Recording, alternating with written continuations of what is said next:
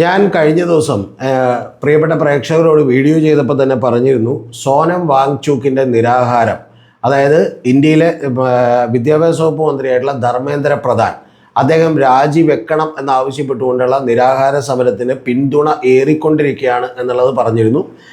20ാമത്തെ ദിവസമായപ്പോഴേക്കും അദ്ദേഹത്തിൻ്റെ നിരാഹാരം, അദ്ദേഹത്തിൻ്റെ അവസ്ഥ വളരെ മോശമായിരുന്നു. അത് നിർബന്ധപൂർവ്വം അവസാനിപ്പിച്ച് ഹോസ്പിറ്റലുകളിലേക്ക് മാറ്റുന്നതിന് വേണ്ടി കേന്ദ്ര ഗവൺമെൻറ് തയ്യാറായി. അങ്ങനെ മാറ്റുന്നതിന് വേണ്ടി തയ്യാറായപ്പോൾ അവിടെ ഐസയുടെ നേതാവായിട്ടുള്ള നേഹ ബോറയും അതുപോലെ തന്നെ SFIയുടെ അഖിലേന്ത്യാ പ്രസിഡൻറ്റും മലയാളിയുമായിട്ടുള്ള ആദർശ് M സജിയും വൈസ് പ്രസിഡൻ്റായിട്ടുള്ള ഇഷാ ഘോഷുമൊക്കെ തന്നെ അവിടെ നിരാഹാരം അനുഷ്ഠിക്കുന്നതിന് തയ്യാറായി. അപ്പോൾ ഇതിന് തൊട്ടു മുമ്പുള്ള ദിവസങ്ങളിൽ തന്നെ നമ്മൾ കണ്ടു, ഏതാണ്ട് അവരുടെ ഒരു പൊതുവായിട്ടുള്ള വികാരം അവർക്ക് അനുകൂലമാകുന്നത് നമ്മൾ കണ്ടു. അതിൻ്റെ ഭാഗമായിട്ട് അരവിന്ദ് കെജ്രിവാൾ അദ്ദേഹത്തെ സന്ദർശിച്ചിരുന്നു. കൂടാതെ CPMൻ്റെ നേതാക്കൾ അല്ലെങ്കിൽ തന്നെ അവർക്ക് ശക്തമായ പിന്തുണ അറിയിച്ചിട്ടുണ്ട്. SFI ഒക്കെ അതിനോടൊപ്പമുണ്ട്. അതും കൂടാതെ നമുക്കറിയാം, ഈ കഴിഞ്ഞ ദിവസങ്ങളിൽ കോൺഗ്രസ് നേതാവായിട്ടുള്ള പവൻ ഖേര കൂടി അദ്ദേഹത്തെ സന്ദർശിക്കുന്നത് നമ്മൾ കണ്ടു. അപ്പോൾ അദ്ദേഹത്തെ അറസ്റ്റ് ചെയ്തുകൊണ്ട് അവിടെ മാറ്റിയതിന് ശേഷം, നേരത്തെയൊക്കെ 100 കണക്കിന് ആളുകൾ മാത്രമേ അവിടെ നിരന്തരമായി ഉണ്ടായിരുന്നുള്ളൂവെങ്കിൽ രാത്രി 2 മണികളിലും 3 മണികളിലും ഒക്കെ തന്നെ 200 300ഓളം വരുന്ന ചെറുപ്പക്കാരായിട്ടുള്ള ആളുകൾ അങ്ങോട്ട് കൂടുതലായി എത്തിക്കൊണ്ടിരിക്കുന്നതുമൊക്കെ ശ്രദ്ധയിൽപ്പെട്ടു. അപ്പോൾ ഇങ്ങനെ ഓരോ ദിവസം കഴിയും തോറും യഥാർത്ഥത്തിൽ ഇവരുടെ ഒരു പിൻബലം വളരെയധികം വർദ്ധിച്ചുകൊണ്ടിരിക്കുകയാണ്.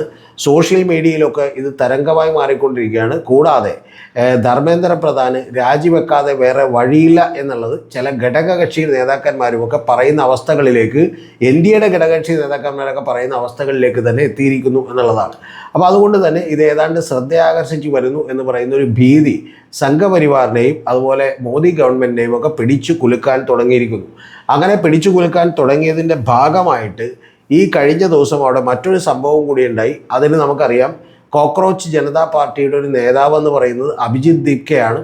അദ്ദേഹം ബോസ്റ്റൺ യൂണിവേഴ്സിറ്റിയിൽ വിദ്യാർത്ഥിയായിരുന്നു. അദ്ദേഹം അവിടെ നിന്നും തിരിച്ചെത്തിയിട്ടാണ് ജന്തർ മന്ദറിലെ ഏറ്റവും ആദ്യത്തെ പ്രക്ഷോഭത്തിന് നേതൃത്വം കൊടുത്തത്.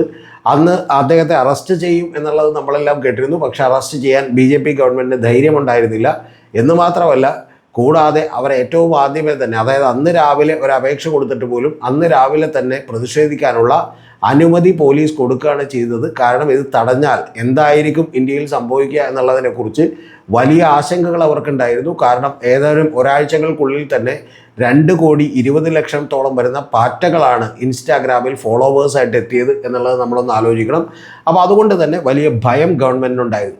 ഇപ്പോൾ ആ ഭയത്തിൽ നിന്ന് അവരെ ഏതാണ്ട് ഇടക്ക് വെച്ചൊന്ന് മോചിതരായിരുന്നു. കാരണം ഇത് സംഘടനാ രൂപമൊന്നും കൃത്യമായി ഉണ്ടാക്കാൻ കഴിഞ്ഞിട്ടില്ല. ഏറ്റവും ആദ്യത്തെ പ്രതിഷേധത്തിന് പോലും ഒരു 2000 പേരെ എത്തിക്കാൻ മാത്രമേ കഴിഞ്ഞിട്ടുള്ളൂ. അതുകൊണ്ട് ഇത് വലിയ പ്രശ്നമൊന്നും ആകാതെ പോകും. കൂടാതെ ഇവരെ സംബന്ധിച്ചോളം മറ്റു വിഷയങ്ങളൊന്നും ടേക്കപ്പ് ചെയ്തില്ല. അപ്പോൾ ഒരു മധ്യവർഗത്തെ മാത്രം ബാധിക്കുന്ന നീറ്റ് പരീക്ഷയിലെ ക്രമക്കേടുകൾ മാത്രമേ എടുത്തിട്ടുള്ളൂ എന്ന് പറയുന്ന ഒരു ആശ്വാസമൊക്കെ ഉണ്ടായിരുന്നു. പക്ഷേ ആശ്വാസത്തിനുമൊക്കെ അപ്പുറത്തേക്ക് സോനം വാങ്ചുക്ക് അവിടെ നിരാഹാരം അനുഷ്ഠിച്ചപ്പോൾ അതിനോട് വലിയ രീതിയിലുള്ള അഭൂതപൂർവമായിട്ടുള്ള പിന്തുണ ഏറുകയാണ് അവിടെ ഉണ്ടായിട്ടുള്ളത്. അപ്പോൾ ഇതെല്ലാം തന്നെ അലോസരപ്പെടുത്തിയത് കൊണ്ടാകാം ഈ കഴിഞ്ഞ ദിവസങ്ങളിൽ ബർക്ക തെഹാൻ എന്ന് പറയുന്ന ഒരു യുവതി, അവർ അഭിജിത്ത് ദീപ്കെയുടെ പുറത്തേക്ക് മഷി കുടഞ്ഞുകൊണ്ട് അദ്ദേഹത്തെ ഉപദ്രവിക്കാൻ നോക്കുന്ന രംഗങ്ങളാണ് നമ്മൾ കണ്ടിട്ടുള്ളത്. ആ ബർക്ക തെഹാൻ എന്ന് പറയുന്നത്, അവർ പറയുന്നത് മഷി കുടയാനുണ്ടായിട്ടുള്ള കാരണം ജയ് ശ്രീറാം വിളിച്ചുകൊണ്ടാണ് ഇവരൊക്കെ മഷി കുടയുന്നത് എന്നുള്ളതാണ് നമ്മളെ സങ്കടപ്പെടുത്തുന്ന ഒരു കാര്യം. അത് പറയുന്ന ഒരു കാര്യമെന്ന് പറയുന്നത്, ഈ സംഘടന, അതായത് അഭിജിത്ത് ദീപ്കെയുടെ കോക്രോച്ച് ജനതാ പാർട്ടി രാമനെ അധിക്ഷേപിക്കാൻ ശ്രമിച്ചു. അതിൽ പ്രതിഷേധിച്ചാണ് ഞാൻ ഇത്തരത്തിൽ മഷിക്കുടയൽ പരിപാടിയുമായിട്ട് എത്തിയത് എന്നുള്ളതാണ് അവർ പറയുന്നത്. പിന്നെ അത് കൂടാതെ അവരെക്കുറിച്ച് നമ്മളിപ്പോൾ കൂടുതൽ അറിയില്ല. പക്ഷെ പറഞ്ഞ് കേട്ടിടത്തോളം വെച്ച് നമുക്ക് തോന്നുന്നത് ഏതാണ്ട് നമ്മുടെ കേരളത്തിലൊക്കെയുള്ള മെൻസ് അസോസിയേഷൻ പോലൊരു സംഘടനയുടെ പ്രസിഡന്റ് കൂടിയാണ് അവർ. അതിൻ്റെ നമ്മുടെ കേരളത്തിൽ മെൻസ് അസോസിയേഷൻ പ്രസിഡന്റ് അജിത് കുമാറാണ്. അപ്പോൾ അദ്ദേഹത്തെ പോലൊരു ആളാണോ ഇവർ എന്നുള്ളത് നമുക്കറിയില്ല. അതിലുള്ള ഏറ്റവും പ്രധാനപ്പെട്ട കാര്യം, ഇവരൊരു പുരുഷാവകാശ സംഘടന പ്രസിഡന്റാണ്. ആ സംഘടനയുടെ പേരെന്ന് പറയുന്നത് പുരുഷ് ആയോഗ് എന്ന് പറയുന്ന സംഘടനയാണ്. അപ്പോൾ ഇവരെ കൊണ്ടൊക്കെ ഏറ്റവും ആദ്യത്തിൽ, ഇനി ഇവരെ കൊണ്ടും അതിനിടയിൽ ഏറ്റവും ആദ്യത്തെ ജന്തർ മന്ദറിൽ പ്രതിഷേധമുണ്ടായപ്പോൾ ബജ്രംഗ് ദളുകാരെ കൊണ്ടും അതുപോലെ മറ്റു ചില ആളുകളെ കൊണ്ടുമൊക്കെ തന്നെ ഇത്തരത്തിലുള്ള ചില പരിപാടികൾ നടത്താനുള്ള ശ്രമം ഈ സംഘപരിവാറിൻ്റെയൊക്കെ ഭാഗത്തു നിന്നുണ്ടായിരുന്നു. ഇപ്പം എന്തായാലും അത് മഷി കുടയിലേക്ക് എത്തിയിരിക്കുന്നു. ഈ സംഭവത്തോടു കൂടി അതിനെ അപലപിക്കാൻ മറ്റ് പ്രതിപക്ഷ രാഷ്ട്രീയ പാർട്ടികൾക്ക് തയ്യാറാകേണ്ടി വന്നിരിക്കുന്നു എന്ന് പറഞ്ഞാൽ ഇവരെ അനുകൂലിക്കാതിരുന്ന ആളുകൾ പോലും ഇത്തരത്തിൽ ഒരു പ്രതിഷേധത്തോട് ഇങ്ങനെ പെരുമാറുന്നത് ശരിയല്ല എന്നുള്ള ലെവലിലേക്ക് എത്തുകയും അവരുടെ പിന്തുണ വീണ്ടും വീണ്ടും കൂടിക്കൊണ്ടിരിക്കുകയുമാണ് ചെയ്യുന്നത്. അപ്പോൾ അതുകൊണ്ട് ഇനി അഭിജിത്തൊക്കെ ശ്രദ്ധിക്കുന്നതെന്നായിരിക്കും. ഇത്തവണ മഷിയാണെങ്കിൽ ഇനി അടുത്ത തവണ പേന കുടയുമോ എന്നുള്ളത് നമ്മൾ കാത്തിരുന്ന് കാണണം. എന്താണെങ്കിലും ശരി, ഇത് അവർക്കെതിരെയുള്ള പ്രതിഷേധം ഗവൺമെൻറ്റിനെയും സംഘപരിവാറിനെയും ഒക്കെ ഒരു വിറളി പിടിപ്പിച്ചിരിക്കുന്നു എന്നുള്ളതൊരു യാഥാർത്ഥ്യമാണ്. അവരെയൊക്കെ അവഗണിക്കാനാണ് നമ്മുടെ പരമ്പരാഗത മാധ്യമങ്ങൾ, പ്രത്യേകിച്ചും ഹിന്ദിയിലെയും ഇംഗ്ലീഷിലെയൊക്കെ മാധ്യമങ്ങൾ ശ്രമിച്ചത്. പക്ഷെ അതിനും അപ്പുറത്തേക്ക് ഇൻ്റർനാഷണൽ മീഡിയകളും അതുപോലെ തന്നെ സോഷ്യൽ മീഡിയകളിലൂടെയുമൊക്കെ ഇവരുടെ പ്രചരണം വളരെ ഗംഭീരമായി നടക്കുന്നു എന്നുള്ളത് കൂടി നമ്മൾ കാണുന്നുണ്ട്. അതിൻ്റെ സമ്മർദ്ദത്തിൽ അടുത്ത റീഷഫിളിലെങ്കിലും അടുത്ത ഈ പറയുന്ന പോലെ ഒരു മന്ത്രിസഭയുടെ പുനഃസംഘടിപ്പിക്കലിലെങ്കിലും ധർമ്മേന്ദ്ര പ്രധാൻ അവിടെ നിന്ന് മാറും എന്നുള്ളത് ഉറപ്പാണ്. പക്ഷെ അതിൻ്റെ ക്രെഡിറ്റ് ഇവർക്ക് പോകാതിരിക്കാനാണ് ഇത്തരത്തിൽ മഷികുടയൽ തന്ത്രങ്ങളും മറ്റ് സമ്മർദ്ദങ്ങളുമായി എത്തിയിട്ടുള്ളത്.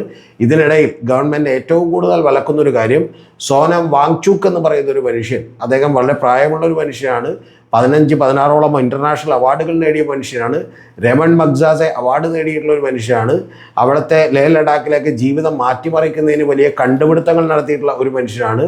ഐസ് തൂവ പോലെ അതുപോലെ തന്നെ മറ്റ് നിരവധി കാര്യങ്ങൾ അദ്ദേഹം അവിടെ വലിയ പരിഷ്കരണം വിദ്യാഭ്യാസത്തിൻ്റെ കാര്യത്തിലൊക്കെ നടത്തിയ ഒരാളാണ്. ഏതാനും മാസങ്ങൾക്ക് മുമ്പ് വരെ അദ്ദേഹം BJPയോടൊപ്പം നിന്നിരുന്ന ഒരാളാണ്.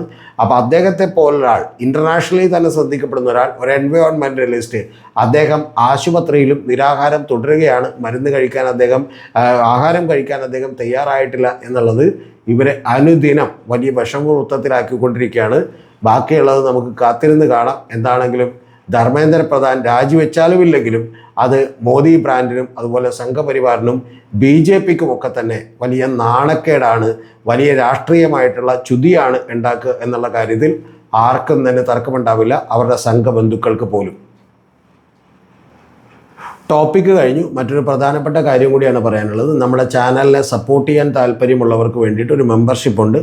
ആ മെമ്പർഷിപ്പ് താല്പര്യമുള്ളവർക്ക് എടുക്കാവുന്നതാണ്. ഇനി ആ മെമ്പർഷിപ്പ് എടുത്തത് കൊണ്ടിട്ട് നിങ്ങൾക്ക് പ്രത്യേകിച്ച് വലിയ ഗുണമോ അവർക്ക് വേണ്ടി മാത്രമായി, മെമ്പേഴ്സിന് വേണ്ടി മാത്രമായിട്ടുള്ള വീഡിയോകളൊന്നും ഉണ്ടാവില്ല.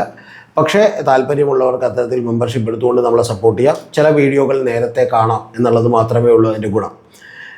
ഇനി അതല്ല, നേരിട്ട് തന്നെ നമ്മളെ സപ്പോർട്ട് ചെയ്യാൻ കഴിയുന്നവർക്ക് വേണ്ടിയിട്ട് നമ്മൾ ഗൂഗിൾ പേ നമ്പറും അക്കൗണ്ട് നമ്പറും കൂടി താഴെ കൊടുത്തിട്ടുണ്ട് എന്നുള്ളത് നിങ്ങളൊന്ന് ഉറപ്പിച്ചോട്ടെ. ഇതെല്ലാം നമുക്ക് ആവശ്യമായിട്ട് വരുന്നത് ഈ ചാനൽ നടത്തിക്കൊണ്ടു പോകാൻ മാത്രമല്ല, നമ്മുടെ മറ്റൊരു ചാനൽ കൂടിയുണ്ട്. അതിൻ്റെ പേര് BCC വിത്ത് രതീഷ് ചക്രപാണി എന്നാണ്. ജനകീയ പൊതുബോധത്തിനുമപ്പുറം രതീഷ് ചക്രപാണിയോടൊപ്പം എന്നാണ് അതിൻ്റെ പേര്. അപ്പോൾ ആ ചാനലിൽ 2 പോഡ്കാസ്റ്റുകൾ ഇട്ടിട്ടുണ്ട്. അതിൽ ഏറ്റവും ആദ്യത്തെ പോഡ്കാസ്റ്റ് 25,000 ആളുകൾ കണ്ടു കഴിഞ്ഞു. രണ്ടാമത്തെ പോഡ്കാസ്റ്റ്, അതിൽ സബ്സ്ക്രൈബേഴ്സൊക്കെ ഒട്ടുമില്ലാതിരുന്ന സമയത്താണ് 25,000 പേര് കണ്ടത്. രണ്ടാമത്തെ പോഡ്കാസ്റ്റ് എന്ന് പറയുന്നത്, ആ പോഡ്കാസ്റ്റും 1,60,000-ലധികം ആളുകൾ കണ്ടിരിക്കുന്നു. ഈ 2 പോഡ്കാസ്റ്റുകളുടെയും കൂടി വാച്ചവേഴ്സ് എന്ന് പറയുന്നത് ഏതാണ്ട് 37,000 മണിക്കൂറുകൾ കടന്നിരിക്കുന്നു എന്നറിയുന്നതിൽ വളരെ സന്തോഷമുണ്ട്. അപ്പോൾ നിങ്ങളുടെയൊക്കെ സ്വീകരണത്തിന് നന്ദി. അത്തരത്തിലുള്ള നിരവധി പോഡ്കാസ്റ്റുകൾ ചെയ്യാൻ നിങ്ങളുടെയൊക്കെ സപ്പോർട്ട് വളരെ വളരെ ആവശ്യമാണ്. അപ്പോൾ നമ്മുടെ ചാനലിൻ്റെ പേര് മറക്കണ്ട, BCC വിത്ത് രതീഷ് ചക്രപാണി എന്നാണ്.